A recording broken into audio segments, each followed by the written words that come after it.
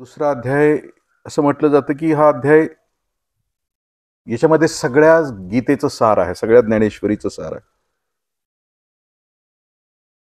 कारण देहाची नश्वरता, आत्म्याची अमरता, कर्माची सूक्ष्मता आणि स्थितप्रज्ञेची लक्षणं या अध्यायात आहेत.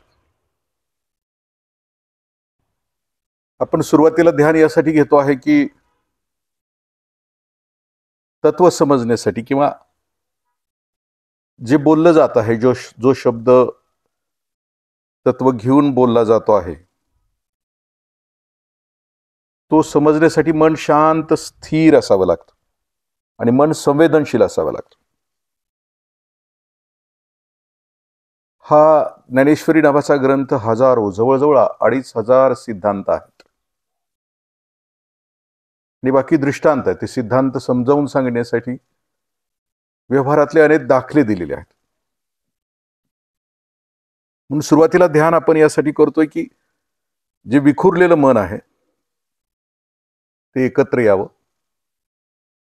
त्याची एकाग्रता व्हावी, ते शांत व्हावं, स्थिर व्हावं आणि ते तत्वज्ञान ऐकलं जावं. तत्वज्ञान का ऐकायचं, तर यासाठी असं म्हटलंय, विवेकानंदांचे खूप सुंदर व्याख्यान आहे. त्या व्याख्यानामध्ये का ऐकायचं तत्वज्ञान आणि माणसानंच का ऐकायचं याच्याविषयी खूप छान एक व्याख्यान आहे स्वामीजींचं. स्वामीजी असं म्हणतात की जितक्या खालच्या पातळीवरचा प्राणी तितकं त्याचं जगणं खालच्या पातळीवरचं असतं. म्हणजे आपण आपलं जगत असताना जर बघितलं, शेणातले किडे असतील, पोवातले किडे असतील किंवा जखमेतले आळे असतील, म्हणजे आपण बघत असलेले जे प्राणी आहेत आपल्या बरोबरचे, आपल्या भोवतालचे, जितका स्तर खालचा तितकं जगणं खालच्या स्वरूपाचं. त्या जगण्यामध्ये दुर्गंधी आहे, त्या जगण्यामध्ये कुठलीच उंची नाही, वळवळणं आहे, लोळणं आहे. जसजसं ज्ञान वाढत जाईल, जसजसं आकलन वाढत जाईल, जो प्राणी जसजसा उच्च स्तरावर आहे, त्याची बुद्धिमत्ता वाढते आहे, तसतसं त्याचं जगणं विलक्षण होतं.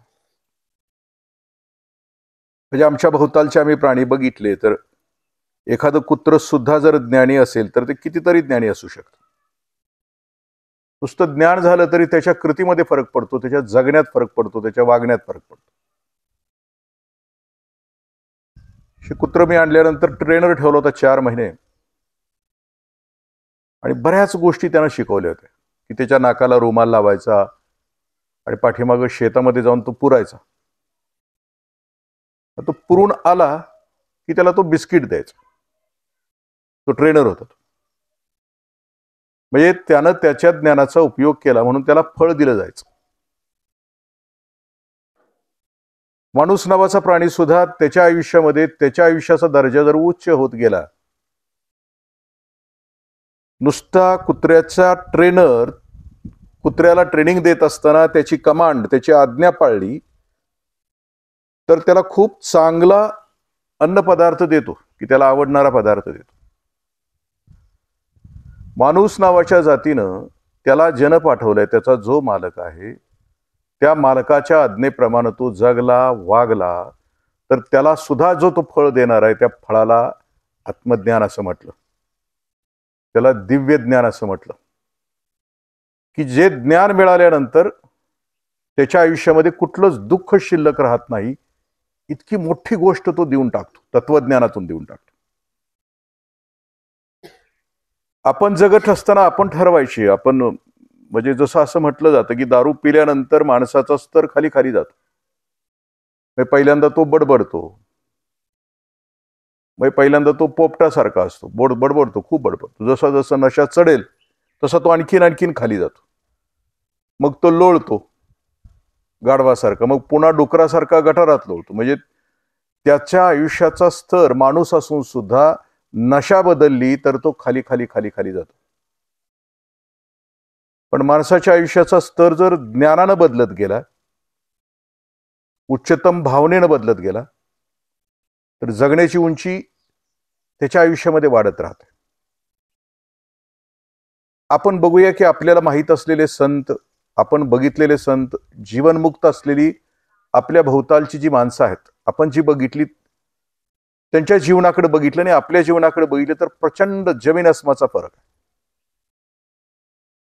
आम्ही ज्या वेळेला ज्ञानामध्ये असतो, आम्ही ज्या वेळेला समजुतीमध्ये असतो, आम्ही जसजसं अज्ञान आमचं संपत जातं आणि आम्ही ज्ञानामध्ये येतो, तसतसं आमच्या जगण्याचा स्तर वाढतो, उंची वाढते.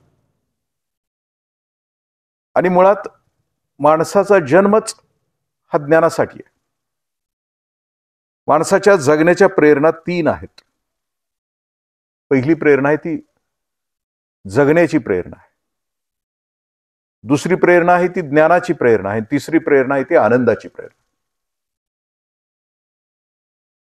प्रत्येकाला खूप जगावंसं वाटतं. माणूस म्हणून जन्माला आला की प्राण्याला सुद्धा वाटतं. म्हणजे मरावंसं कुणालाच वाटत नाही. ही निसर्गानं दिलेली, आपल्याला सगळ्यांना दिलेली जगण्याची, म्हणजे आपण मागं बघितलं होतं की म्हणजे नाकाला व्हेंटिलेटर असला तरी माणसाला मारावंसं वाटत. शरीरामध्ये सगळी दुःख असली, वेदना असल्या, अंग ठणकत असलं तरी मारावंसं वाटत नाही. घरामध्ये प्रचंड दुःख असली, सगळी मानसिक दुःख असली तरी माणसाला मारावंसं वाटत नाही. जगण्याच्या उत्कट प्रेरणेमध्ये माणसाची ही एक प्रेरणा आहे. दुसरी प्रेरणा माणसाची आहे ती ज्ञानाची प्रेरणा, की ज्याच्या लक्षात येते तो माणूस अखंड आयुष्यभर ज्ञानाच्या शोधात असतो. मला हे कुठं मिळेल? आपण म्हणजे जसं की माझी आई बहीण एखादी भाकरी करते किंवा चपाती करते, त्यावेळेला सुरुवातीला चपाती करताना तिला ज्ञान नसतंय. पहिल्यांदा चपात्या करताना किंवा भाकरी करताना तिचा नकाशाच येतो भारत पाकिस्तानचा. पण जसं तिचं ज्ञान वाढतं, ती स्वतःच्या स्वतः त्या काय चुकलं माझं, म्हणजे पिठात पाणी कमी पडलं का, पाण्यात पीठ जास्त झालं का, ते मळत असताना आणखीन काय झालं, तिच्या ज्ञानानं ती प्रगल्भ होत जाते. आणि ज्या वेळेला तिची चपाती गोल येते, उत्कृष्ट येते, त्यावेळेला तिला आनंद होतो. नुसतं चपातीचं ज्ञान जरी परिपूर्ण झालं तर तेवढ्याशा छोट्याशा ज्ञानानं सुद्धा आनंद मिळतो. तसं ज्ञान ही माणसाची प्रेरणा आहे. जसं मलाही काही काळा, म्हणजे तुम्हाला मला, म्हणजे मी या परमार्थाकडे येत असताना मलाही उत्सुकता होती. अपघात झाला, ऍक्सिडेंट झाला आणि मग पुन्हा वाटायला लागलं की आपला पुनर्जन्म आहे. आणि मग या पुनर्जन्मामध्ये पुन्हा पहिल्यासारखं नाही जगायचं. खा प्या मजा करा, ईट ड्रिंक बी हॅपी. पुनर्जन्म दिला त्या अर्थी आपल्या आयुष्याचं ध्येय उच्चतम असलं पाहिजे. आणि मग गुरुचा शोध सुरू झाला. त्या काळामध्ये माझा शोध ज्ञानाच्या प्राप्तीसाठी असा होता की ज्याला ज्ञान प्राप्त झालंय अशा माणसाची माझी भेट व्हावी, ही प्रचंड जिज्ञासा माझ्या मनामध्ये होती. माझं पहिलं पोस्टिंग शिरोळला होतं आणि कुणी मला सांगितलं की या ठिकाणी संत आहेत, तर मी शनिवारी रविवारी सुट्टी असली की पळत जायचो.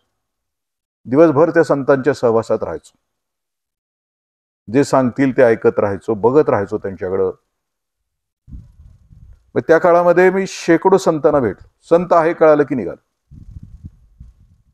हे यासाठी होतं की माझ्या आतली जी अस्वस्थता होती, माझ्या आतली जी अतृप्तता होती, ती संपेल कशानं? ज्ञानाची माणसाची प्रेरणा ही माणसाला समाधानाकडे घेऊन जात असते. मग तो कोणत्या गतीनं जातो, त्याची गती काय असली पाहिजे? आपल्याला साधा प्रश्न विचारला की मला सगळ्या आयुष्याची गती किंवा सगळ्या ज्ञानाची, अंतिम सगळ्या ज्ञानाचं उद्दिष्ट कोणतं असेल, तर समाधान आणि शांतता. त्यासाठी गती किती पाहिजे? समजा विट्याच्या स्टँडवर आपण गेलो आणि पंढरपूरला आपल्याला पांडुरंगाच्या दर्शनाला जायचं आहे आणि 2 गाड्या लागल्यात. एक गाडी सगळे स्टॉप घेत जाते आणि एक गाडी डायरेक्ट आहे. विट्यात बसलं की पंढरीतच सोडणार आहे. आपली निवड काय असेल सगळ्यांची? डायरेक्ट गाडीचे. म्हणजे जे उद्दिष्ट गाठायचं आहे त्याच्यामध्ये आपल्याला गती असली पाहिजे. म्हणून माऊली म्हणतात की झडझडवरी वहिला निघ. म्हणजे ज्या क्षणाला तुला ज्ञानाची, समाधानाची, तृप्ततेची गरज भासेल त्या क्षणाला तू गतीनं निघ. तुला जे जे सापडेल त्या त्या गोष्टीने तू गतीनं निघ असं म्हटलं. ही ज्ञानाची प्रेरणा आहे. आणि शेवटची प्रेरणा आहे ती हॅपीनेस, आनंदाची प्रेरणा. सगळ्यांना, तुम्हाला मला विचार, ज्या ज्या गोष्टीत, प्रत्येक गोष्टीमध्ये आपण जेवतो कशासाठी, आपण झोपतो कशासाठी, दिवसभर जगत असताना आपल्या महत्वाच्या ज्या प्रेरणा आहेत, म्हणजे आनंदाची ठिकाण आहे ती जेवण. जेवण म्हणजे जे खाण्यासाठी जगतात त्यांना जर विचारलं तर त्यांचा आनंद त्याच्यामध्येच. आपल्या गावातले काही केसेस आहेत, 35-35 चक्र, 35 सकाळ, 35 दुपार, 35 संध्याकाळ, 35 चक्र खाल्ल्याशिवाय समाधानच होत. तो आनंद सूक्ष्म आहे, खूप सुंदर. एका उपनिषदामध्ये असं सांगितलंय, 6 इंद्रियांच्या मार्फत आपण जो आनंद घेतो तोही ब्रह्मरसाचा आनंद आहे, पण तो क्षणिक आहे. तो आनंद नसतात तर आम्ही व्यवहारातल्या ह्या गोष्टी करू शकलो नसतो.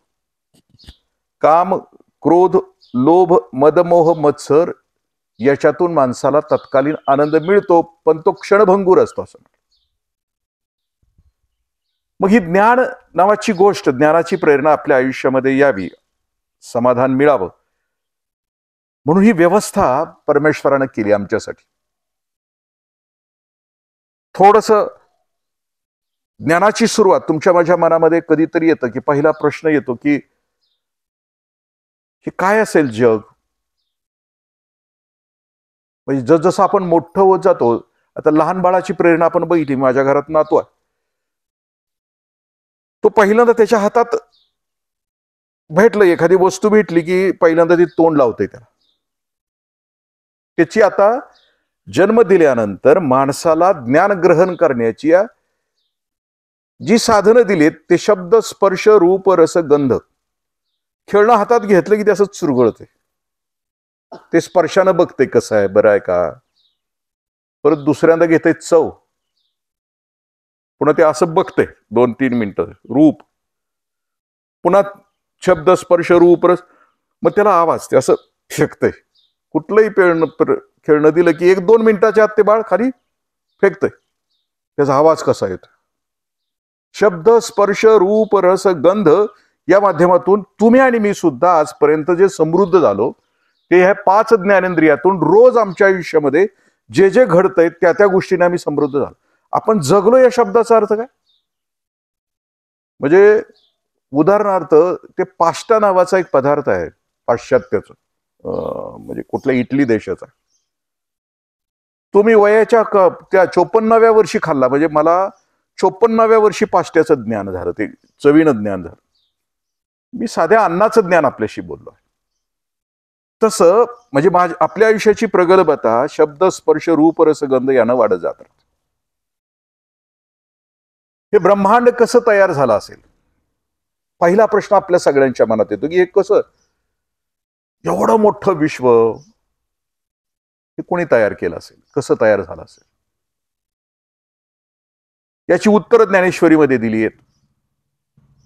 कारण ज्ञानेश्वरी आणि गीता, या गीता ग्रंथ असं म्हटलं की सर्वोपनिषद गाव असं म्हटलं.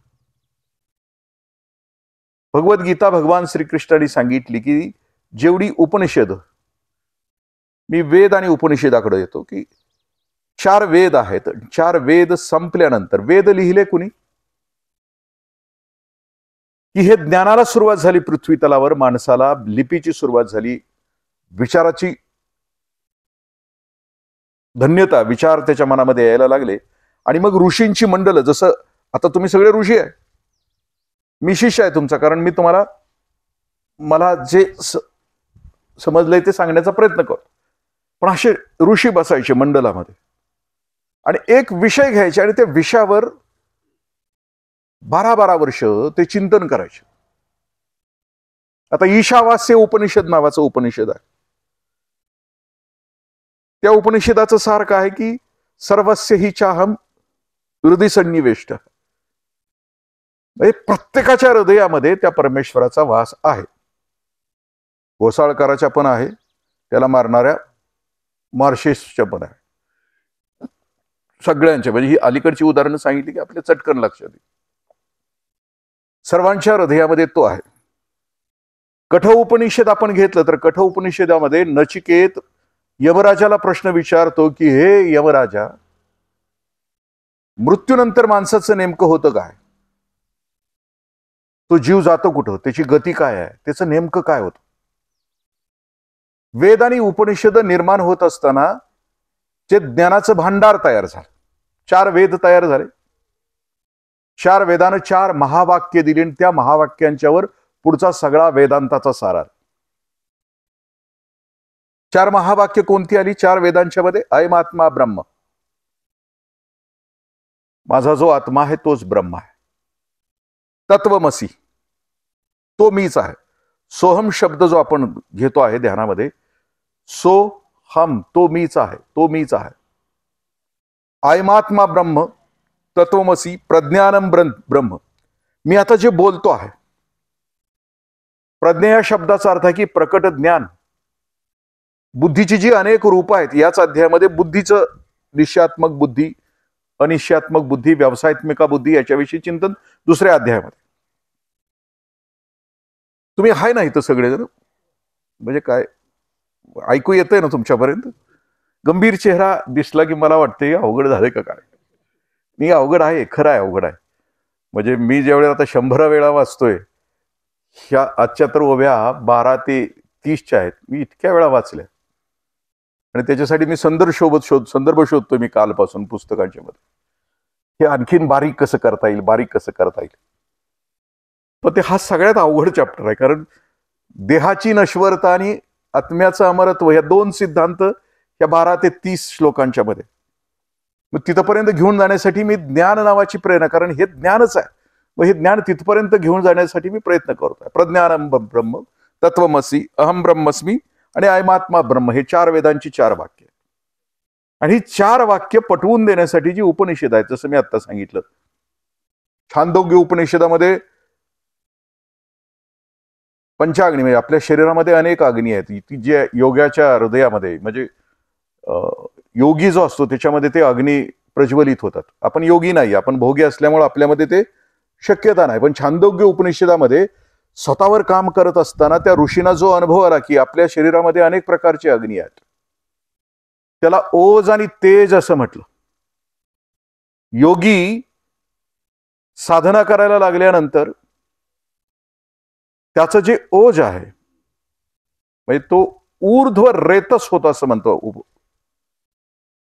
ऋषी. असं म्हणतात की त्याचं जे रेत आहे, त्याचं जे वीर आहे, ते स्खलन होत नाही, तर ते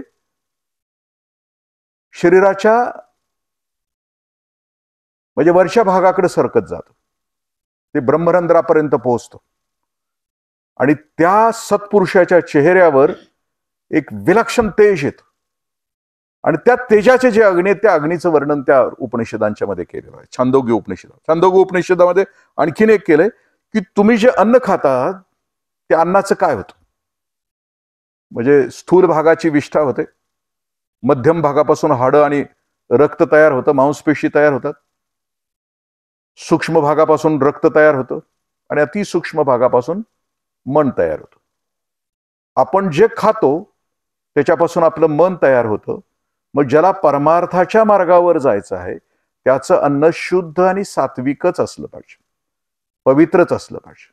कारण अन्नाचा परिणाम जर मनावर होणार असेल आणि मन हे परमेश्वराच्या प्राप्तीचं साधन असेल, तर मन प्रदूषित होऊ नये म्हणून अन्नही तितकं शुद्ध आणि सात्विक असायला पाहिजे. हे सगळ्या उपनिषदाचं, केन उपनिषद आहे, कठ उपनिषद आहे, ह्या सगळ्या उपनिषदाचं सार गीतेमध्ये भगवान श्रीकृष्णाने सांगितलं. दोहन केलं असं म्हटलं. दोहन शब्दाची खूप छान वाक्य आहे. गायीमध्ये दूध असतं, ते दूध असतं म्हणजे त्याचं ज्ञान होण्यासाठी दोहनाची क्रिया, दूध बाहेर काढण्यासाठी गायीच्या दुधामध्ये त्याला धार, दोहन म्हणजे धार काढ, ते माहीत असलं पाहिजे की नेमकं दूध कुठून येतं. माणसाला पहिलं ज्ञान ते असलं पाहिजे. ते तोंडातून येतं, ते कानातून येतं, ते नाकातून येतं का ते स्तनातून येतं.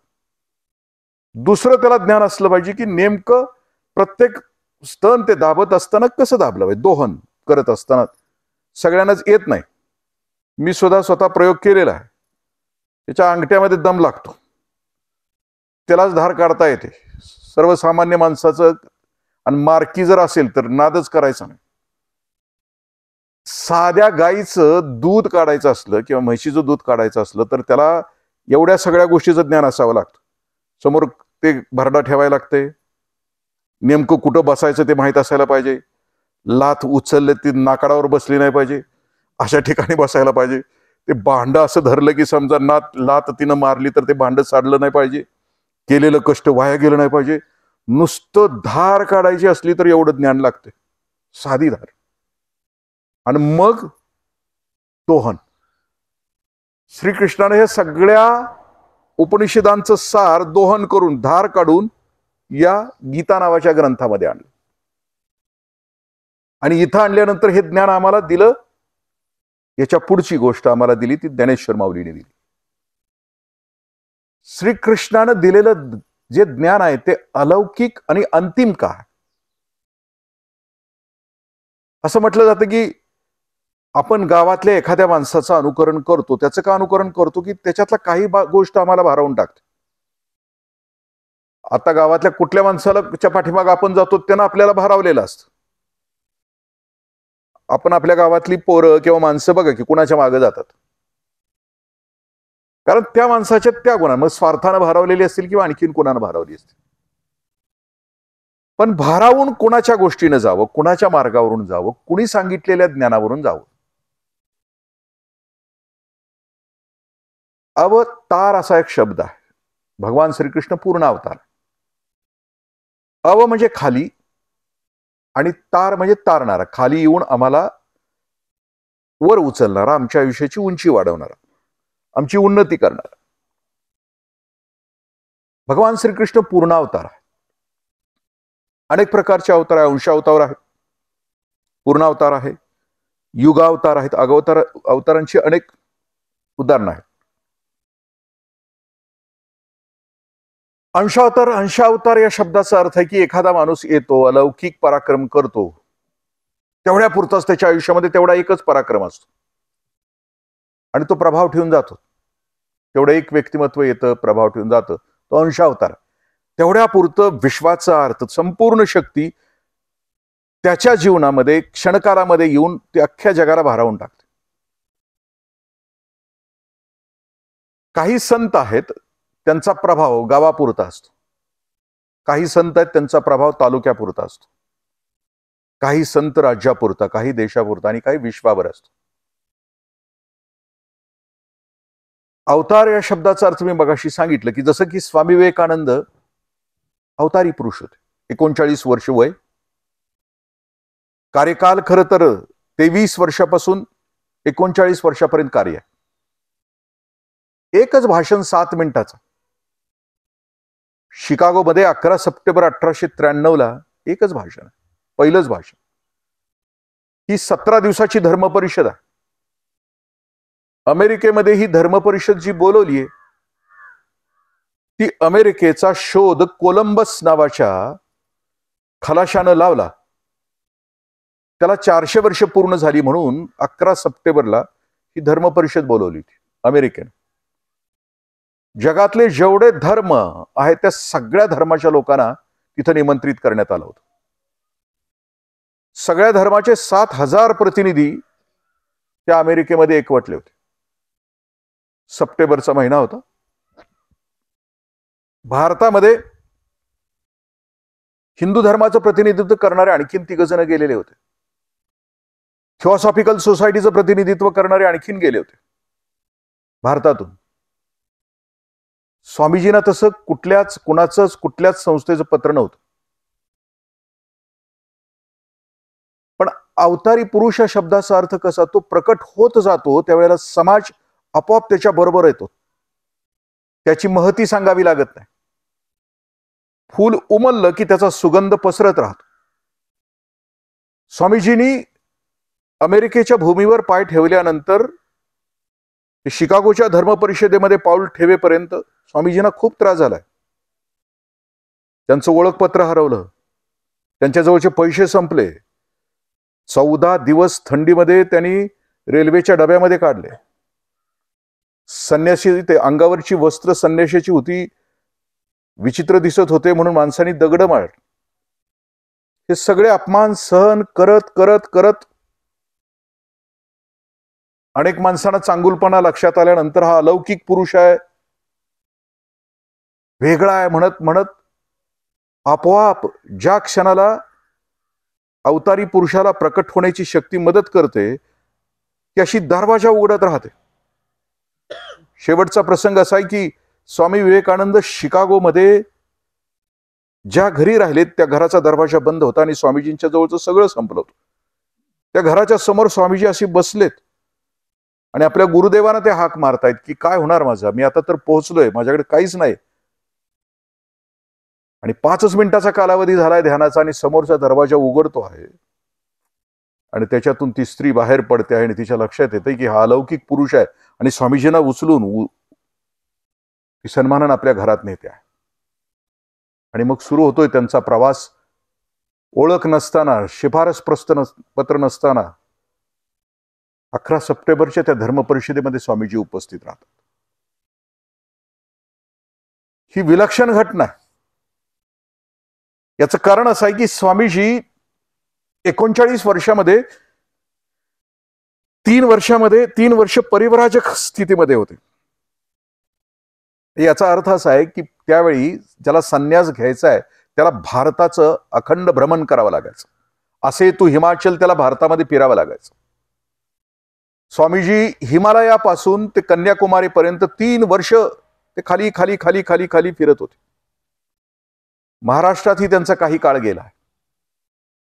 मुंबईला आले, मुंबईतून ट्रेनमध्ये टिळकांच्या सोबत ते पुण्याला आले, पुण्यातून महाबळेश्वरला गेले, महाबळेश्वरला 2 दिवस राहिले, साताऱ्यात राहिले, कोल्हापूरला शाहू महाराजांच्या दरबारामध्ये प्रवचन केलं, बेळगावला गेले, बेंगलोर करत स्वामीजी पोहोचलेत कन्याकुमारी.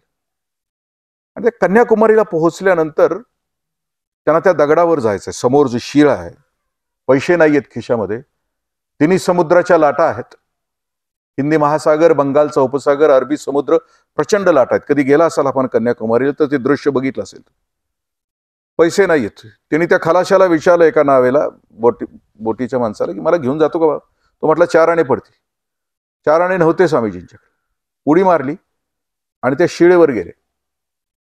3 दिवस रात्रंदिवस विचार करतात.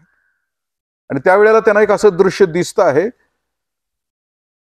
की मला कुणीतरी 7 समुद्राच्या पार, कुणीतरी रामकृष्ण परमहंस गुरुदेवच त्यांना समोर दिसत आहेत लाटांच्या वर आणि ते म्हणतायत की चल नरेंद्र, चल, तुला खूप मोठं काम करायचं. आणि काठावर आल्यानंतर ते एक इंग्रजी वृत्तपत्र बघतायत आणि त्या वृत्तपत्रामध्ये बातमी आहे की शिकागोला धर्म परिषद भरते आहे. कशात काही नाही. आणि त्यावेळेला स्वामीजी स्वतःच असं म्हणतायत की धर्म परिषद माझ्यासाठी भरते आहे, माझ्यासाठी भरते. कशाचाही गंध नसताना हे कसं काय होत असतं? अवतारी पुरुष या शब्दाचा अर्थ मला स्वामीजींचं चरित्र वाचत असताना पावला पावलाला जाणवतं की हा माणूस अलौकिक आहे, विलक्षण आहे. जसं की मी आजच्या प्रवचनाला सुरुवात केली ना, किती सुंदर. म्हणजे हे मला समजताना किंवा हा दुसरा अध्याय आपल्या समोर उलगडून घेत असताना माझ्या चटकन लक्षात येतं, अरे हा माणूस काय बोलतो आहे की माणसाच्या जगण्याचा स्तर जितका खाली असेल तितकं त्याचं जगणं घाणेरडं असतं, दुर्गंधीनं युक्त असतं. आणि ज्याचा जगण्याचा स्तर उच्च होत जाईल, जसा जसा ज्ञानी होत जाईल तसा तसा तो समाधानाला, तसा तसा तो आनंदाला प्राप्त होत राहतो. आणि मग स्वामीजी त्या धर्म परिषदेमध्ये जे पहिलं भाषण आहे, जायचं डेअरिंग होत नाही. 3ऱ्या 4थ्या पासून स्वामीजींचं नाव पुकारलं जातं की स्वामीजी तुम्ही बोला, स्वामीजी तुम्ही बोला. 19व्या वेळेला स्वामीजी बोलताय. एक विलक्षण शांतता आहे की आता जशी आपण ज्या शांततेत आता बसलो आहे. 3000 लोकांचा हा हॉल आहे, पलीकडे 4000 आणि 3000 लोकांचा हॉल आहे. आणि स्वामीजी आता डायसकडे यायला लागलेत. प्रचंड शांतता. प्राचार्य शिवाजीराव भोसले सरांनी वर्णन केले की त्याच्या अगोदरच्या 18 वक्ते बोलून गेलेत. आणि ते कसे बोललेत? ते प्रत्येक वक्ता आपल्या धर्माचं सार कागदावर काढून आणले आणि त्या कागद वाचून दाखवलेत. अगोदरच्या सगळ्या वक्त्यांनी कागद वाचून दाखवलेत. आपल्या धर्माचं सार सांगत असताना ती कागद जशी मी टिपणं काढून आणतो तशी, म्हणजे ज्ञान सुद्धा जगाला सांगायचं तर ते टिपणातून सांगतात.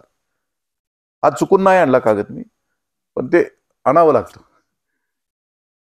ते मग शिवाजीराव भोसले सर खूप सांगतात. त्या डायसवर आल्यानंतर तो वक्ता आपला कागद त्याच्यावर ठेवायचा. समोरच्या दिव्याचा प्रकाश त्या कागदावर पडायचा, कागदाचा प्रकाश वक्त्यावर पडायचा आणि वक्त्याचा प्रकाश कुठेच नसायचा. अशी अवस्था स्वामीजींच्या अगोदरच्या वक्त्यांची झालेली होती. म्हणजे धर्मपरिषदेमध्ये जेवढे वक्ते स्वामीजींच्या अगोदर आले होते त्यांच्या कागदाचा प्रकाश वक्त्यावरून, वक्त्याचा प्रकाश कुठंच नाही. टिपणं घेऊन बोलत असल्यामुळं प्रभाव पडत नव्हता. स्वामीजींच्या हातात कागद नाही. काही चरित्रकारांनी इतकं सुंदर वर्णन केलं की तो तेजस्वी सायक्लॉनिक मांक, तो वादळी संन्यासी त्या व्यासपीठावर ज्या वेळेला येऊन उभा राहिला त्यावेळेला त्या तेजानं अवघं सभागृह भारावून गेलं होतं. प्रचंड शांतता सभागृहामध्ये होती. आणि आता काय बोलणार? सगळ्यांचे कान एकवटले होते. आणि हा महापुरुष ते वाक्य उच्चारतो, my dear American brothers and sisters. माझ्या अमेरिकेतल्या बंधू आणि भगिनीनो. लिहिणाऱ्याने असं लिहिलंय की त्या आवाजामध्ये एक जरब होती, त्या आवाजामध्ये एक दैवी नाद होता, त्या आवाजामध्ये एक आकर्षण होतं. मागे आपण एकदा बघितलं होतं की योगभ्रष्टाची लक्षणं आपण बघत असताना असं बघितलं होतं की ज्या माणसाच्या कडून माणसाच्या उन्नतीचं कार्य घडून येणार असतं त्या माणसाला ईश्वरानं काही, म्हणजे जो अवतारी म्हणून येतो या जगामध्ये, मानव जातीचा उद्धार करण्यासाठी काम करत असतो, त्याला विलक्षण अशा गोष्टी निसर्गाने त्याला दिलेल्या असतात. त्याचं शरीर, त्याचं व्यक्तिमत्व, त्याचा आवाज, त्याचं बोलणं, त्याचं चालणं, त्याच्यामध्ये प्रत्येक गोष्टीमध्ये त्या निसर्गानं चुंबक ओतलेला असतो. तो बोलायला लागलं की लोकांना ऐकावंसं वाटतं. तो चालायला लागलं की लोकांना त्याच्याकडे बघावंसं वाटतं. त्याच्या प्रत्येक कृतीकडं. माऊली असं म्हणतात की ते चालते ज्ञानाचे बिंब, तयाचे अवयव ते सुखाचे कोंभ, यरमाणूस पण ते भांब लौकिक. जरी तो 3.5 हाताचा देह धारण करून आलेला असला तर त्याचं अस्तित्व जिथं जाईल तिथं इतकं विलक्षण असतं की तो जिथं जाईल तिथं माणसं उत्साहित होत असतात. तो जिथं जाईल तिथं पॉझिटिव्ह एक सकारात्मक ऊर्जा तयार होत असते. त्यानं नुसतं तोंड जरी उघडलं तरी फक्त ज्ञानच त्याच्या मुखातून बाहेर पडत असतं. ते चालते ज्ञानाचे बिंब, म्हणजे एखादा असं बिंब, एखादा प्रकाशाचा लोळ असा यावा तसा तसा तो माणूस येत राहतो. त्याचं तेज सगळ्यांना भारावून टाकत असतं. आणि ज्या वेळेला स्वामीजींनी ते एकच वाक्य उच्चारलं, my dear American brothers and sisters, दोन्ही सभागृह उठून उभी राहिली आहेत आणि 5 मिनिटं टाळ्यांचा कडकडाट. स्वामीजींना कळायला तयार नव्हतं की माझं चुकलं का काय, ही माणसं उठून का अचानक उभी राहिली. आणि मग लक्षात आलं की हा माझ्या गुरुदेवांचा प्रभाव आहे. दुसरी गोष्ट अशी होती की अगोदरच्या 18 वक्त्यांनी सभागृहाला संबोधन करत असताना सभ्यग्रस्त हो असं संबोधन केलं, जंटलमन. आणि हा एक माणूस जो हिंदुस्थानातून जातो आणि जगातल्या सगळ्यांना भाऊ आणि बहीण बनवून टाकतो, सगळ्यात मोठ्या नात्यानं तो जोडतो. तुम्ही ख्रिश्चन असा, तुम्ही मुस्लिम असा, तुम्ही पारसी असा, तुम्ही कुठल्याही धर्माचे असा, पण तुम्ही माझे भाऊ आहेत. तुम्ही माणूस म्हणून जन्माला आला ना, तुम्ही माझी बहिणी आहात. आणि हे नवीन होतं अमेरिकेला, कारण अमेरिका हा सभ्य देश होता आणि सभ्यतेमध्ये भाऊ बहीण या नात्यानं लवकर जोडलं जात नाही. सभ्यता ही कुचकामी असते आणि संस्कृती ही टिकणारी असते. म्हणजे तुम्ही युवा संस्कार शिबिराला आला होता का नाही माहित नाही, त्यावेळेला सभ्यतेमध्ये आम्हाला एक डॉक्टर लहानेने एक धडा शिकवला होता. सभ्यतेमध्ये जर तुम्हाला काही येत नसेल पुढच्याला आणि इंग्लिशमध्ये त्याला सांगायचं असेल तर त्याला फक्त डोंट नो म्हणायचं. ही सभ्यता असते ती डोंट नो मध्ये असते. तुम्हाला काही येत नसलं तर डोंट नो म्हटलं. आणि संस्कृती असते ती खूप नम्रतेनं सांगते की नाही मला माहित नाही, मला आपण शिकवा. घटना अशी घडली, ते भाषण संपलंय. सकाळपर्यंत कुणालाही माहीत नसणारा हा महापुरुष दुसऱ्या दिवशीच्या जगभरातल्या सगळ्या वृत्तपत्रांच्या फ्रंट पेजवर आहे. एका रात्रीत. अवतार या शब्दाचा अर्थ की एखाद्या माणसाची एक अलौकिक कृती अख्ख्या मानवजातीला भारावून टाकते आणि त्याच्या बरोबर येण्यासाठी उत्सुक असते. फक्त एकदा नव्हे, फक्त एक दिवस नव्हे, एक वर्ष नव्हे, तर युगानुयुग. विवेकानंदांनी मृत्यूच्या अगोदर म्हणजे 2 जुलैला एक वाक्य वापरलंय की माझं कार्य 1500 वर्षीय पृथ्वी तलावर टिकणार. 128 देशामध्ये रामकृष्ण मिशन काम करता. 128 देशामध्ये. आणि अध्यात्म ज्ञानाचा प्रचार आणि प्रसार करता. अजून एक मी अवतारी पुरुष, मी म्हटलं की 3.5 हाताचा देह जन्माला येतो, एक अलौकिक गुण घेतो आणि तो जगावर प्रभाव टाकतो. दुसरा अवतारी पुरुष आपल्याला माहिती आहे की छत्रपती शिवाजी महाराज. 50 वर्षाचं आयुष्य. 50 वर्षाचं फक्त आयुष्य. विवेकानंदांना 39 वर्षाचं आयुष्य. 50 वर्षामध्ये फक्त मी अलौकिक तो सांगतो की भारत वर्षामध्ये हजारो जागीरदार पुत्र होते. सगळेजण मांडलिक होते. सगळेजण गुलामगिरीमध्ये जगत होते. पण एकाच आईच्या आणि एकाच वडिलांच्या मनामध्ये येतं की स्वातंत्र्य महत्वाचं. आणि त्या स्वातंत्र्याचा लढा 35 वर्ष शिवछत्रपतींनी लढला. किती होतं स्वराज्य? आताचं जे पुणे डिव्हिजन आहे ना, एवढंच 6 जिल्ह्यांच्या इतकंच स्वराज्य आहे. ते स्वराज्य जरी निर्माण केलेलं असलं तरी त्याच्यात जे तत्व ओतलं होतं राजानं, तत्व ओतलं होतं की अख्ख्या जनतेला मी सुखी करणार. माझ्या राज्यातला कुणी उपवासी राहणार नाही. माझ्या राज्यात स्त्रियांना सन्मानानं वागवलं जाईल. आणि माझ्या राज्यात सर्वजण सुखी असतील. रयतेच्या कालावधीमध्ये रांझ्याच्या पाटलाची कहाणी असेल किंवा जे तत्व आणि सत्व शेवटच्या माणसापर्यंत उतरण्याचा प्रयत्न केला तो.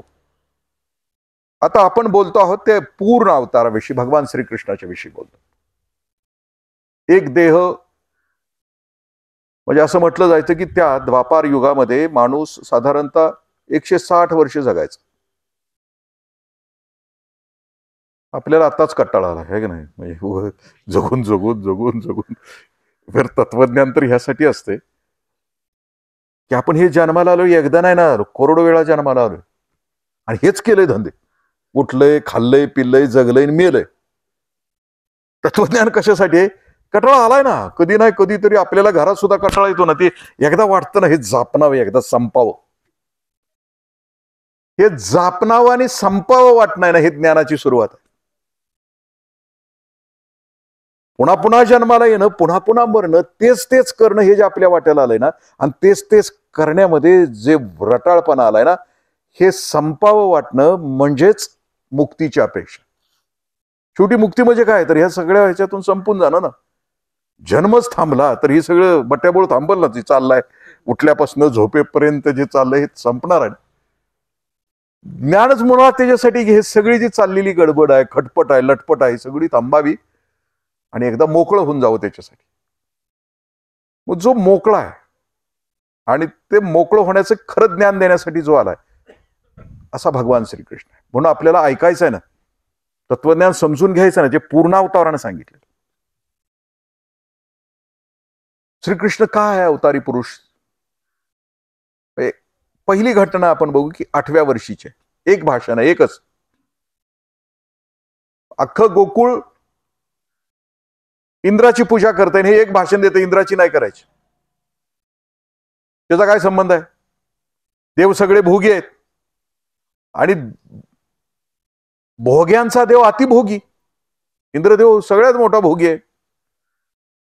देव होणं म्हणजे भोगी ना. आम्ही सुद्धा स्वर्गात जायचं म्हणजे काय भोग घेण्यासाठी जाणार ना.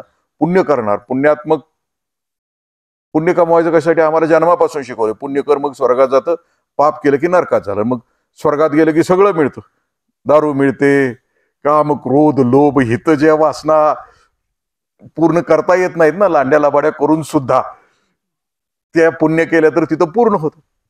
सगळ्यांची तुमची माझी स्वर्गाची डेफिनेशन काय की स्वर्गात गेलं की सगळं भोग भोगतायत. इथं जे अपूर्व राहिले ना, उठल्यापासून झोपेपर्यंत ज्या इच्छा आहेत त्या सगळ्या इच्छाची पूर्तता स्वर्गामध्ये होती. स्वर्ग आणि नरकाची डेफिनेशन आहे. मग भगवान श्रीकृष्ण आपल्याला सांगतो की हे सगळे ही एकदा थांबवायचे, पडझड थांबवायचे. स्वर्ग आणि नरक, विनोबाजींनी खूप सुंदर वर्णन केले. स्वर्ग आणि नरक ही प्रवृत्ती आहे आमच्यामध्ये. तत्वज्ञानानं सांगितलंय ते असेल, पण विनोबाजींची स्वर्ग नरकाची व्याख्या खूप सुंदर मला वाटते. ही प्रवृत्ती आहे तुमच्याही मनामध्ये. आपण जरा तपासून बघू की आपली प्रवृत्ती स्वर्गाची आहे का नरकाची. विनोबाजी असं म्हणतात की एक असा मोठा हॉल आहे आणि त्या हॉलमध्ये पंचपक्वान्नाचं जेवण ठेवलंय. बफे सिस्टीम, बफेलो सिस्टीम ठेवली, वेगवेगळे पदार्थ ठेवलेले आहेत. नरकाच्या प्रवृत्तीच्या माणसाला आत सोडलंय.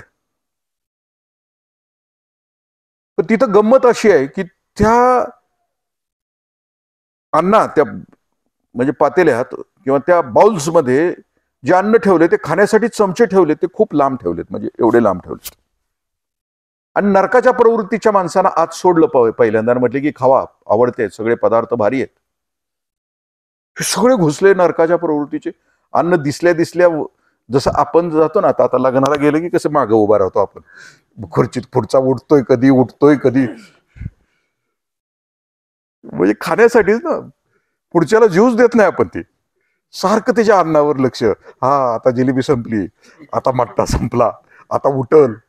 कारण आपल्या बाप जातीने आपल्याला सांगितलंय की उकरड्याजवळ बस पण पहिल्या पंक्तीला बस. त्यामुळं, कारण दुसऱ्या पंक्तीत रसा वाढवला जातो, अन्न वाढवलं जातं, त्यामुळे मिळत नाही म्हणून.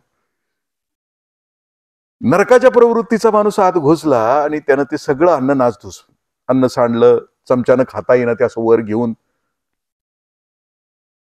अन्नाची नासधूस झाली. स्वर्गाच्या प्रवृत्तीचा माणूस कसा आहे, विनोबाजी खूप सुंदर सांगतो. अन्न तेच आहे, चमचा तेच आहे, लांबच चमचे आहेत, अन्नही तेच आहे. पण स्वर्गाच्या प्रवृत्तीची माणसं गेली, आत गेल्यानंतर त्यांनी बघितले की अन्न तर खूप छान आहे, पण चमचा लांब आहे आणि चमच्यानंच खायचा आदेश आहे, नियम आहे. मग स्वर्गाच्या प्रवृत्तीच्या माणसांनी काय केलं की समोर जो आहे त्यानं चमचा बोलवला आणि त्या चमच्यानं समोरच्याच्या तोंडात घातलं, त्यानं याच्या तोंडात घातलं. तिथं असलेलं अन्न एकमेकाच्या तोंडात घातलं, खाली सांडासांड झाली नाही, कारण ती प्रवृत्ती आहे. आम्ही स्वर्गाच्या प्रवृत्तीच्या आहोत का नरकाच्या प्रवृत्तीच्या आहोत, आता आपल्या सगळ्यांच्या लक्षात येईल. भगवान श्रीकृष्ण त्या गोकुळच्या माणसांना सांगतो की इंद्र भोगी आहे, इंद्राची पूजा बंद. पूजा कोणाची करायची की आपल्यावर ज्याचे उपकार आहेत त्याची, आपल्याला जो जगवतो त्याची, आपलं जो संवर्धन करतो. सगळ्यात महत्वाची गोष्ट या जगामध्ये, जगात विसरायचं काय नसतं की ज्यानं आपल्यावर उपकार केले त्याला कधी विसरायचं नसतं. उपकाराची जाणीव ठेवतो तो माणूस असतो. आणि म्हणून आपण पूजा करायची ती गोवर्धनाची करायची. अवतारी पुरुष कुणाला म्हणायचं की ज्याचा शब्द सर्वसामान्य माणसाच्या हृदयापर्यंत पोहोचतो आणि संपूर्ण परिवर्तन होतं. 8व्या वर्षी केलेलं भाषण आहे, अख्खं गोकुळ ऐकतं आणि इंद्राची पूजा करत नाही. पहिलं बंड आहे 8व्या वर्षी यशस्वी होतंय. वैशिष्ट्य असं आहे, इंद्राला आवडलं नाही, आपल्याला माहिती आहे, आपण लहानपणापासून ती गोष्ट ऐकतोय. पाऊस सुरू झाला, प्रचंड पाऊस, गोकुळ वाहून गेलं. आली की सर्वसामान्य माणसे, ट्रोलिंग करणारे सगळे आले ना, ट्रोलर्स. काय केलंस कृष्णा, बघा दुश्मनी ओढवून घेतलीस, वाटोळ होईल. ते सुरू झाल्यानंतर श्रीकृष्ण सांगतो की चला धरा डोंगर, आणि तो उचलतोय. पूर्णावतार यासाठी आहे की 8व्या वर्षापासून त्यांच्या लीलेला सुरुवात झाली. मी आता इथपर्यंत पोहोचतोय आणि त्या देहाच्या नश्वरतेपर्यंत येतोय. 2 गोष्टी महत्वाच्या आहेत. श्रीकृष्ण पूर्णावतारी आहे, कारण ज्याला जे द्यायचं आहे तो अत्यंत विलक्षणपणे देतो. तो 2 आलिंगनं देतोय त्याच्या आयुष्यामध्ये, खूप महत्वाची आलिंगनं देतोय. ती आलिंगनं देत असताना त्याचं काहीतरी काढून घेतोय आणि त्याला काहीतरी देतोय. आलिंगन म्हणजे मिठी मारतोय. पहिली मिठी वासुदेवाला देतोय, आपल्या वडिलांना देतोय. ज्या क्षणाला तो जन्माला येतोय ना, तो म्हणजे चतुर्भुज होऊन येतो. त्या बंदिवासामध्ये देवकी आणि वसुदेवाच्या समोर हा भगवान श्रीकृष्ण उभा राहतो आहे, चतुर्भुज उभा राहतो. आणि उभा राहिल्यानंतर तो मिठी मारतोय वासुदेवाला, कारण आता तू माझा वडील होणार आहेस. भगवान श्रीकृष्ण माझ्या पोटी जन्माला येणार आहे, त्याचं ज्ञान आहे वासुदेवाना. आणि ज्ञान काढून टाकावं लागेल, कारण मी बाळ म्हणून जन्माला यायचं आहे, तर ज्ञान काढून टाकावं लागेल आणि तिथं वात्सल्य द्यावं लागेल. आणि म्हणून ते वासुदेवाला सांगतायत की सोड मिठी, आता दिली तुला मिठी, आता मी तुझा पुत्र आहे, वात्सल्य धारण कर आणि ज्ञान काढून टाक. वासुदेवाचं ज्ञान काढतो आहे हा, आणि तिथं वात्सल्य भाव देतो आहे. दुसरी मिठी आहे, कंसाचा वध होतो आहे, आणि वध झाल्यानंतर सगळे गोकुळवासी मथुरेला येत आहेत. आनंदाचा उत्सव सुरू आहे. कंस राजा गेलाय, सगळं गोकुळ उभं आहे राजवाड्यामध्ये. आणि भगवान श्रीकृष्णाच्या लक्षात येतं की गोपिका आणि जो त्याचा वडील आहे नंदराजा, तो युवा आहे. आणि आता नंदराजाला ज्ञान आलंय. ज्ञान हे आहे की आता हे इथनं जाणार आहे, मथुरा सोडून जाणार आहे, पुन्हा इथे येणार नाही. आणि म्हणून नंदराजा बोक्साबोक्सी रडतो आहे, कारण आता कृष्ण दिसणार नाहीये पुन्हा. ज्याला सांभाळला, ज्याच्या अंगा खांद्यावर खेळवला, बाप म्हणून जन्माला हाक मारली, माझा कधी अनादर नाही केला, वडील म्हणून जे सुख दिलं माझ्या लेकरानं, ते लेकरू आता पुन्हा डोळ्यासमोर असणार नाहीस, कारण निघून जाणार आहे. आणि श्रीकृष्णाने बघितल्यानंतर एका चरित्रकारानं खूप तीरासारखा श्रीकृष्ण पळत गेला आणि मिठी मारली, वासुदेवाला मिठी मारली. आणि मिठी मारल्यानंतर त्याला सांगतोय तो श्रीकृष्ण, अरे मी नाही अशी जागा नाही. जगत जेठी असं म्हटलंय नामदेवरायाने. म्हणजे वासुदेवा मारली मिठी आणि सांगत असे जग जेठी. वासुदेवाला मिठी मारतोय तो म्हणतोय, अरे नाही जाणार बाबा मी कुठं, मी नाही अशी जागा नाही. वात्सल्याच्या भावानं शोकाकुल झालेल्या वडिलाच्या मनातलं वात्सल्याचा भाव काढून टाकून ज्ञान देऊन त्याला मी सर्वत्र आहे याची अनुभूती तो देतो. आणि म्हणून तो पूर्ण अवतार आहे. त्याची ताकद ती आहे, त्याची क्षमता ती आहे. अनेकांचा उद्धार तर त्यानं केलायच. पण ह्या 2 गोष्टी, 2 आलिंगनं मी यासाठी सांगितली की त्या आलिंगनामध्ये, ज्या आलिंगनामध्ये दोष होता, दुःख होतं, ते दुःख काढून टाकतो हा पूर्ण अवतार, आणि तिथं सुख, परमनंट सुख देऊन टाकतो. आणि म्हणून तो पूर्ण अवतार. अशा पूर्ण अवतारानं सांगितलेली हळूहळू जिथं जिथं संदर्भ येईल तिथं श्रीकृष्ण चरित्र आपण घेतोच. 11व्या श्लोकापासून सुरू होतंय की सांगतो आहे आता की देह नश्वर आहे आणि आत्मा अमर आहे. तो अर्जुनाला सांगतोय की अर्जुना तुला लढायचं आहे. मग लढायचं का आहे, तर त्याचं अंतिम तत्वज्ञान हे आहे की तू मारणारा कोण आहेस आणि ते मरणारे कोण आहेस. या मृत्यूलोकातली प्रत्येक गोष्ट ही बदलणारी आहे, सतत परिवर्तनशील आहे. बुद्ध धर्मामध्ये त्याला भंगूरवाद असं म्हटलं. प्रतिक्षण बदलतंय. तुम्ही आणि मी सुद्धा, तुम्ही ज्या वेळेला आला होता त्यावेळेचे तुम्ही आणि आताचे तुम्ही, याच्यामध्ये बदल आहे. प्रतिक्षण सृष्टी बदलते आहे. फक्त एकच गोष्ट परमनंट आहे, ते म्हणजे आत्मस्वरूप असं म्हणतात. त्यांनी शरीराचं उदाहरण दिलं. आपलं शरीर जन्मापासून असं म्हटलं जातं की आपलं शरीर दर 7 वर्षांनी बदलत राहतं. बाळ जन्माला आलं की त्या बाळाच्या भोवती माहेरची माणसं येतात. तिथनं सुरू होते. कोणासारखं दिसते? आता पहिल्या दिवशी कोणासारखं दिसणार? त्याचा चेहरा असतोय का? पण उगाचच मग सासरची असली की ती म्हणणार हा ह्याच्यासारखा दिसतो, आमच्या ह्याच्यासारखा दिसतो. माहेरची असली तर नाही नाही हे आमच्याकडे गेले, हे आमच्याकडे गेले आणि तुमच्याकडे गेले. ते रोज बदलतंय. आता 2 महिन्याचं झालं आमच्या घरातलं पिल्लू. रोज आमची चर्चा असते, रोज पात्र बदलते. त्या आत्यासारखं दिसतंय, त्या मामासारखं दिसतंय. हे तिकडच्या आत्यासारखं दिसतंय, तिकडच्या मामासारखं दिसतंय. इतकं परिवर्तनशील आहे. म्हणजे ते दर 7 वर्षानं माणसाचं शरीर बदलतंय, भंगूर आहे. सिद्धांत ते सांगितलं की उपजे ते नाशे, नाशे ते पुनरपी दिसे, ऐसे घटिका यंत्र परिभ्रमेका. सिद्धांत एक आहे 12 ते 30 श्लोकामधला. ह्या सृष्टी चक्रामध्ये जे जे आहे ते निर्माण होतंय, स्थिर होतंय, मरतंय.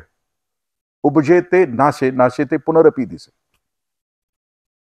आता आपल्यामध्ये होणारं परिवर्तन बघा ना. आता आपला फोटो, तुमचा माझा सगळ्यांचा आता बालपणातला फोटो बघा. गोंडस माझ्या आहेत लहानपणीचे. मला लय भारी वाटतं. म्हणजे कसं, आणि आपल्याला सुद्धा वाटतं की तसंच राहिलं असतं तर किती भारी झालं असतं. तसंच राहावंसं वाटणं ही ज्ञानाची अंतिम स्थिती आहे. काहीतरी तसंच राहावं, परमनंट, हे ज्ञान आहे. पण तसंच राहत नाही माया आहे. आणि तसं जे राहतं ते ब्रह्म आहे. जे चिरंतन राहतं, जे सत्य आहे अंतिम, ते चिरंतन आहे, ते बदलत नाही. म्हणजे जसं मी माहुलीचं बघतो. सकाळीच बापूसाहेब दादांची आमची चर्चा झाली की लहानपणी आमच्या गावचं विठ्ठल मंदिर होतं, त्याच्या बाहेर गुळभंडीचं झाड होतं. आत त्या मंदिरात गेला की एक वास यायचा मस्तपैकी. चातुर्मासामध्ये ग्रंथ असायचा लहानपणी. ते मंदिर गेलं, माळवादाचं होतं, तिथं आता नवीन मंदिर झालं. कितीतरी फरक झाला माझ्या गावामध्ये. मी जन्मापासून माझ्या गावातला फरक बघतो. कारण प्रत्येक गोष्ट परिवर्तनशील आहे. भंगूर आहे, भंगूर आहे, भंगूर आहे. म्हणजे तुम्ही विपश्यना केली असेल तर ते गोयंका गुरुजी तुम्हाला स्वतःच्या शरीराकडे बघायला सांगतात. वेदना वेदनानुपश्यी विहरती, काया कायानुपश्यी विहरती, चित्ता चित्तानुपश्यी विहरती. मग तथागत बुद्ध सांगतात की तुमच्या शरीरावर 3 गोष्टी सतत बदलत आहेत. वेदना वेदनानुपश्यी विहरती. तुमच्या शरीरावर वेगवेगळ्या वेदना आहेत. त्या वेदना तुम्ही शांत बसायला लागल्या की जाणवत. वेदना वेगळ्या आहेत. कुठं दुखतंय, कुठं खुपतंय, कुठं लसतंय, कुठं डसतंय, कुठं भाजतंय, कुठं दबतंय. शरीरभर प्रतिक्षण वेदना आहे आणि ती बदलणारी आहे. दुखतंय, खुपतंय, लसतंय, डसतंय. ह्या ज्या वेदना आहेत आम्ही केलेल्या पूर्वकर्माचं फलित आहेत. कुणाला तरी डसलंय, कुणाला तरी टोचलंय. ज्या ज्या जन्मात ज्याला ज्याला जिथं जिथं डसलंय, जिथं जिथं टोचलंय, तिथंच कर्माचा सिद्धांत असं सांगतो की ज्याला जे आपण दुःख दिलंय ते दुःख जसंच्या तसं आपल्या वाट्याला येतं. त्याच्यात बदल होत नाही. मागच्या वेळेचं उदाहरण आठवतं का बघा, त्या आजोबाचं काशीला नेलेलं का? परत सांगू, जे दुःख दिलंय ते दुःख तसंच्या तसं वाट्याला येतं. नसलं तर मी परत सांगतो.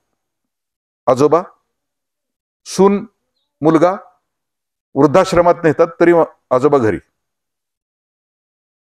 मग पोरग काय सांगतं? काशीचं तिकीट काढते बाबाचं. काशीला घेऊन जाते. काशीला रात्री 12 वाजता ट्रेन पोहोचते. बाप म्हणते की सकाळी आंघोळ झाल्यानंतर गंगेला जाऊया. पोरग म्हणते नाही, आत्ताच जायचं 12 वाजता रात्री. रात्री 12 वाजता वडिलाला घेऊन, कारण वडील नकोसं झालाय, वडिलाला त्याला मारायचा. म्हणून वडिलाला मारायला तो नदीच्या घाटावर येतोय आणि घाटावरनं वडिलाला असं ढकलतोय. वडील पॅक धरते. जरी वय झालेलं असलं तरी त्याच्या लक्षात आलं की आता मरायचं. वडील म्हणते नको रे, इथं नको मारू. ते म्हणते नाही, सोडणार नाही. ते म्हणते बाहेर काढ, वरच्या अंगाला मार. पोरग म्हणते नाही, इथंच मारणार आहे, कारण आता वर काढलं तर तू काय मला सोडणार नाहीस, तुला इथंच ढकलणार. तरी ती पोरग म्हणते नाही नाही, मला पलीकडे ढकल, पलीकडे ढकल, वर नाही. पोरग म्हणते अरे आता कसला अगर वर काय, मी इथं तिथं मी मरणार, इथं मरणार, फरक काय पडतो? ते म्हणते अरे बाळा मी माझ्या वडिलांना हिथंच मारलंय रे, निदान मला वर तरी मार. जे जिथं जसं केलंय ते तिथं तसंच भोगावं लागतं. हा कर्माच्या सूक्ष्मतेचा सिद्धांत आहे. कुठेही फरक नाही त्याच्यामध्ये. मग इथं ते सांगतायत की जे आहे वेदना वेदनानुपश्ची विहरते, काया काया अनुपश्ची वेद. शरीर आमचं प्रतिक्षण बदलत आहे. कधी शरीर कठीण आहे, कधी मऊ आहे, कधी उष्ण आहे, कधी थंड आहे. शरीरामध्ये सतत बदल आहे. तुमच्या माझ्या शरीराची नश्वरता सांगितली याच्या, प्रतिक्षण बदलतं. दर 7 वर्षानं शरीर बदलतंय. त्याच्यातली एकही पेशी राहत नाही, पूर्ण परिवर्तन होते. पहिल्या 7 वर्षाचं आपलं शरीर आठवा, पुढच्या 7 वर्षाचं आठवा, पुढच्या 7 वर्ष, 7 7 49, 7 8 56. दर 7 वर्षानं पूर्ण शरीर बदलते, पूर्ण मॉडेल चेंज होते. लहानपणीचे ज्यांचे खूप केस असतात त्यांचे म्हातारपणी गेलेले चेहरे बघा. त्याचं असं म्हणताय की बालपणी खेळी रमलो, तारुण्य नाचले, वृद्धपणी देवा आता दिसे पहिलं ती. मानवी देह परिवर्तनशील आहे. म्हणजे त्याच्यातला जो श्लोक आहे ह्या 12 ते 19 त्याच्यातला वासांसी जीर्णानी, मनुष्याचा देह जीर्ण होत जातो. जीर्ण झाल्यानंतर तो मरतो आणि मेल्यानंतर तो पुन्हा जन्म घेतो. हे घटिका यंत्र परिभ्रमे. एकदा जीव म्हणून तुम्ही आणि मी जन्माला आलो तर आपली मुक्तता कधी होणार? संपूर्ण कर्म संपल्याशिवाय आपल्याला देह मिळणं थांबत नाही. अन्यथा देह मिळतच राहणार, सतत मिळत राहणार. आपण जीव म्हणून आपल्या जीवाची गाठी संपावी यासाठी ज्या गोष्टी सांगितलेत त्या ज्ञानाच्या गोष्टी सांगितल्या. समजून घे म्हणतोय तो श्रीकृष्ण अर्जुनाला. अर्जुना समजून घे, इथली प्रत्येक गोष्ट नश्वर आहे, कुठलीही गोष्ट परमनंट नाहीये. आणि तुला हे जर समजलं तर तुझ्या वाट्याला आलेलं कर्म तुला करावंच लागेल. आणि तू जर करणार नशील तर प्रकृती नीती तुझ्याकडून कर्म करून घेणार आहे, तुझी इच्छा असो अगर नसो. हा सिद्धांत ते सांगतात. आणि त्या सिद्धांताचा समारोप असा आहे, स्वतः भगवान श्रीकृष्ण तसे जगतायत. अखंड आयुष्यभर राजकारण केलं. राजकारणामध्ये सगळे दुष्ट लोक महायुद्धामध्ये समोर आणले. 5 पांडवांना हत्यार केलं आणि पृथ्वी तलावर सांगितलं की माझा जो जन्म आहे, मी जो युगावतार किंवा पूर्णावतार म्हणून मी जो जन्माला आलोय, तर माझं ध्येय आहे की या मृत्यू लोकामध्ये मला धर्माची स्थापना करायची, अधर्माचा नाश करायचा. भगवान श्रीकृष्णाने स्वतःच्या आयुष्याचा हेतू सांगून ते काम केलं. मी मगाशी म्हटलं 160 वर्षाचं आयुष्य त्यावेळेला होतं. अर्जुनाचं वय 85 आहे, भगवान श्रीकृष्णाचं वय 90 आहे. आणि ते सांगतो आहेस जगाला की मी धर्माची स्थापना करायला आलोय. पण कर्माच्या सिद्धांतानं जर कुणी अधर्मानं वागत असेल आणि तो जरी माझा जरी नातेवाईक असेल तरी त्याला संपावं लागेल म्हणतो. महाभारताचा समारोप होत असताना युद्ध संपल्यानंतर गांधारीला भेटायला जातोय भगवान श्रीकृष्ण. गांधारी त्याला शाप देते. गांधारी शाप अशा रीतीनं देते आहे की माझी 100च्या 100 पोरं तू या धर्मयुद्धामध्ये मारलीस, तशी तुझाही वंश असाच आपापसात लढून संपून जाईल. गंमत अशी आहे की श्रीकृष्ण म्हणतो की मी जरी जन्म घेतला असला तर धर्माची स्थापना करण्यासाठी आलो असलो तरी भगवान श्रीकृष्ण स्वतःला ज्या वेळेला समर्पित करतायत त्यावेळेला त्याच्याच घरामध्ये अधर्माची सुरुवात झालेली आहे. युगावतार आणि कृष्णावतार आपण ज्या वेळेला म्हणतो की जरी मी देव म्हणून जन्माला आलेलो असलो, जरी मी ईश्वर म्हणून जन्माला आलेलो असलो तरी ते नियम सगळे मलाही जसेच्या तसे लागू पडत आहेत. आपल्याला माहिती आहे की द्वारकेमध्ये कृष्णाच्या नातवंडामध्ये भांडणं लागलीत आणि गवतामधून ती वज्र तयार झालेली आहेत आणि ती एकमेकाच्या अंगावर जाऊन यादवांचा वंश त्यावेळेला एकमेकाच्या अंगावर जाऊन संपलेला असेल. म्हणजे धर्माची प्रतिष्ठापना करायला आलेला माणूस स्वतःच्याच घरामध्ये अधर्माला सुरुवात होती आहे. कारण त्यानंच जे सिद्धांत सांगितलेले आहेत त्याच सिद्धांतानुसार जरी देव म्हणून तो जन्माला आलेला असला तरी त्याच्याही घरामध्ये सिद्धांत तोडला मोडला तर ते त्याच्याही घरामध्ये चालू राहणार असं तो सांगतो. आणि हा जो सिद्धांत आहे 12 ते 30 पर्यंत तोच सिद्धांत आहे. समजून घे अर्जुना, तुझ्या वाट्याला आलेले जे कर्म आहे ते पूर्ण ताकदीनं कर, क्षमतेनं कर, आणि तू नाही केलंस तर नीती तुझ्याकडून करून घेणार आहे.